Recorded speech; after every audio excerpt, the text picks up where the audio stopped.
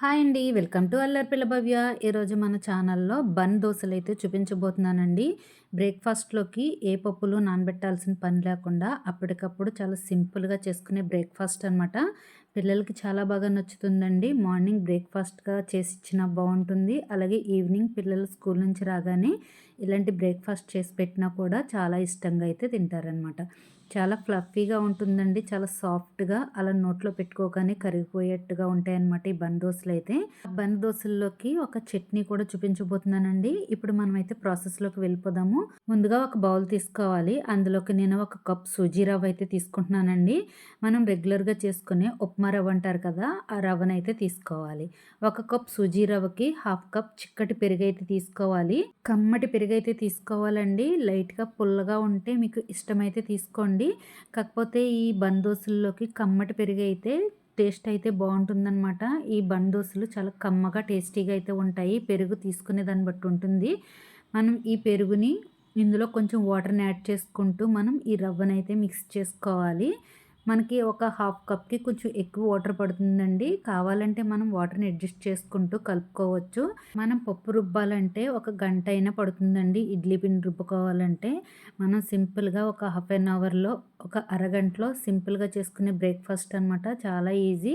అలాగే ఎప్పుడు తినే ఇడ్లీ, దోస కాకుండా అప్పుడప్పుడు ఇలా బ్రేక్‌ఫాస్ట్ మార్చి మార్చి చేసి పెడుతూ ఉంటే పిల్లలు కూడా చాలా ఇష్టంగా తింటారనమాట.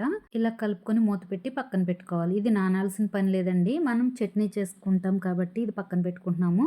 స్టవ్ మీద ఒక కళాయి పెట్టుకొని అందులో ఒక 2 టేబుల్ స్పూన్లు పచ్చిశనగపప్పు, కొంచెం జీలకర్ర, స్పైసీకి తగ్గట్టుగా పచ్చిమిరపకాయలు, కొంచెం ఆయిల్ వేసుకొని ఫ్రై చేసుకోవాలి. ఇందులోకి కొంచెం కరివేపాకు కూడా వేసుకొని ఫ్రై చేసుకోండి. టేస్ట్ బావుంటుంది. ఇవన్నీ పచ్చి వాసన లేకుండా మంచిగా ఫ్రై అయ్యేలాగా ఫ్రై చేసుకోవాలి. ఈ పచ్చిశనగపప్పు ఫ్రై అయిన తర్వాత మనం ఇందులోకి ఒక 2 టేబుల్ స్పూన్ల వరకు నువ్వులు కూడా వేసుకొని ఫ్రై చేసుకోవాలి. ఈ నువ్వుల ప్లేస్‌లో మీరు పల్లీలనైనా యాడ్ చేసుకోవచ్చు. పచ్చి కొబ్బరి అయినా వేసుకోవచ్చు. లేకపోతే టొమాటో అయినా వేసుకోవచ్చండి. ఈ బన్ దోసల్లోకి ఏ చట్నీ అయినా కూడా చాలా సూపర్‌గా ఉంటుంది. టొమాటో చట్నీ అయినా, కొబ్బరి చట్నీ అయినా, పల్లీ చట్నీ అయినా ఏదైనా వేసుకోవచ్చనమాట. ఇందులోకి టేస్ట్‌కి సరిపడా ఉప్పు, కొంచెం చింతపండు, వెల్లుల్లిపాయలు వేసుకొని చల్లారిన తర్వాత మిక్సీ జార్‌లో వేసుకొని కొంచెం వాటర్ కూడా వేసుకొని మెత్తగా మిక్సీ పట్టుకోవాలి. ఇలా మిక్సీ పట్టుకున్న ఈ చట్నీని వేరొక బౌల్‌లోకి ట్రాన్స్‌ఫర్ చేసుకోవాలి. ఈ చట్నీలోకి మీకు పోపు కావాలంటే కనుక పోపు వేసుకోవచ్చండి. శనగపప్పు, మినపప్పు, ఆవాలు, జీలకర్ర పట్టి ఫ్రై చేసుకొని ఇందులో పోపు వేసుకున్నా కూడా బావుంటుంది. పోపు లేకపోయినా కూడా అలానే తినొచ్చండి. చట్నీ చాలా బావుంటుందనమాట. చాలా టేస్టీగా కూడా ఉంటుంది. ఇలా చేసుకున్న ఈ చట్నీని కూడా మనం పక్కన పెట్టుకుందాము. ఇప్పుడు ఈ రవ్వ కూడా మనకి చక్కగా నానిపోయిందండి. ఇది నానాల్సిన అవసరం కూడా లేదు. వెంటనే మనం ఇన్‌స్టెంట్‌గానే రవ్వ, పెరుగు కలిపేసి మిక్సీ జార్‌లో వేసేసుకొని అప్పటికప్పుడు మనం దోసలు వేసేసుకోవచ్చండి. కాకపోతే ఈ చట్నీ చేసేంత వరకు పక్కన పెట్టి నేను తర్వాత అయితే ఈ మిక్సీ జార్‌లో వేసుకొని మిక్సీ పట్టుకుంటున్నాననమాట. నానిపోయిన ఈ గోధుమ రవ్వని మిక్సీ జార్‌లో వేసుకొని కావాలంటే కొంచెం వాటర్ వేసుకోండి. అవసరం లేదనుకుంటే వాటర్ వేయాల్సిన పని లేకుండానే మిక్సీ పట్టుకోవచ్చు. ఇలా మెత్తగా మిక్సీ పట్టుకుంటే సరిపోతుందనమాట.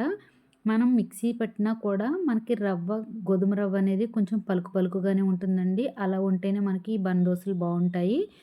ఇలా మిక్సీ పట్టుకున్న ఈ పిండిని మనం బౌల్‌లోకి ట్రాన్స్‌ఫర్ చేసుకోవాలి. పిండి కన్సిస్టెన్సీని ఒకసారి చూసుకొని వాటర్ కావాలంటే అడ్జస్ట్ చేసుకోవచ్చండి.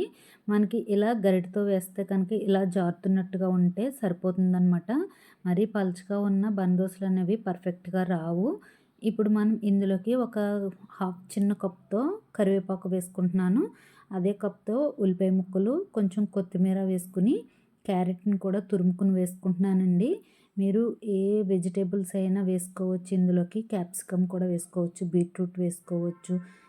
ఇంకా మీరు శనగపప్పుని నానబెట్టి కూడా ఇందులో వేసుకోవచ్చండి. స్వీట్ కార్న్ ఉన్నా కూడా వేసుకోవచ్చు. ఈ బన్ దోసల్లోకి బావుంటాయి. కొంచెం ఇందులో నేను జీలకర్ర కూడా వేసుకొని ఇవన్నీ మిక్స్ చేసుకుంటున్నాను. మనం ఉప్పు సరిపోయిందో లేదో ఒకసారి చూసుకొని సరిపోకపోతే కనుక సాల్ట్‌ని కూడా అడ్జస్ట్ చేసుకోవచ్చండి. సాల్ట్ వేసుకొని నేనైతే కలుపుకుంటున్నాను. నాకైతే సాల్ట్ సరిపోలేదు. సాల్ట్ వేసుకున్న తర్వాత ఒకసారి బాగా మిక్స్ చేసుకొని స్టవ్ మీద మనం పప్పు తాలింపు పెట్టుకునే చిన్న గిన్నెలు ఉంటాయి కదండీ! అలాంటి ఒక పాన్ పెట్టుకోవాలి. లేకపోతే మీ దగ్గర చిన్న కళాయి ఉంటే ఆ చిన్న కళాయినైనా పెట్టుకోవచ్చు. అందులో కొంచెం ఆయిల్ వేసుకొని ఆయిల్ హీట్ అయిన తర్వాత ఒక 2 గుంట గరిటెలతో పిండిని వేసుకోవాలి. పిండి వేసుకున్న తర్వాత లో ఫ్లేమ్‌లో పెట్టుకొని మూత పెట్టుకొని ఫ్రై చేసుకోవాలి.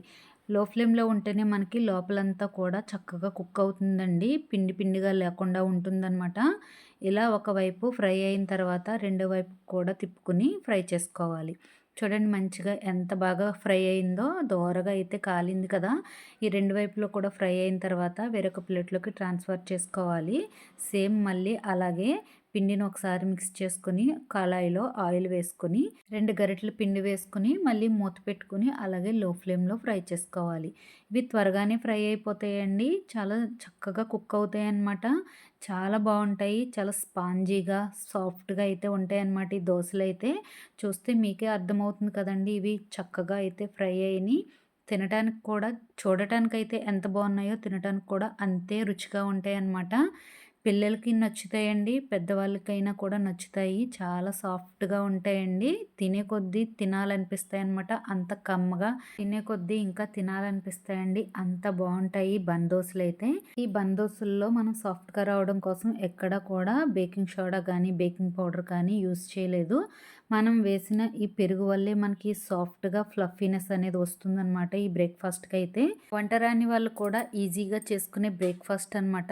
చిన్నపిల్లలైనా కూడా ఈజీగా చేసుకునే బ్రేక్‌ఫాస్ట్ అనమాట. బ్రేక్‌ఫాస్ట్‌గానే కాదండి ఈవినింగ్ స్నాక్‌గా కూడా చేసి పెట్టొచ్చు. ఇదే పిండితో మనం గుంట పొంగనాల కింద వేసి ఇచ్చినా కూడా చాలా బావుంటాయి. అసలు తేడా కూడా తెలీదనమాట. ఈ పిండితోటే మనం గుంట పొంగనాలు వేసామని. చూసారు కదండీ! ఈ బ్రేక్‌ఫాస్ట్ అయితే మీ అందరికీ నచ్చిందని అనుకుంటున్నాను. ఈ బన్ దోసలు కనుక మీ అందరికీ నచ్చినట్లయితే తప్పకుండా ఇంట్లో ట్రై చేసి ఎలా ఉందో నాకు ఫీడ్‌బ్యాక్ ఇవ్వటం మాత్రం మర్చిపోవద్దండి. అలాగే మీ ఫ్రెండ్స్‌కి, మీ రిలేటివ్స్‌కి షేర్ చేయండి. మరిన్ని మంచి మంచి వీడియోస్ కోసం నా ఛానల్‌ని సబ్స్క్రైబ్ చేసుకోండి. పక్కనే ఉన్న బెల్ ఐకాన్ క్లిక్ చేయడం ద్వారా నేను పెట్టే ప్రతి వీడియో మీకు నోటిఫికేషన్స్ ద్వారా వస్తాయి. Thanks for watching.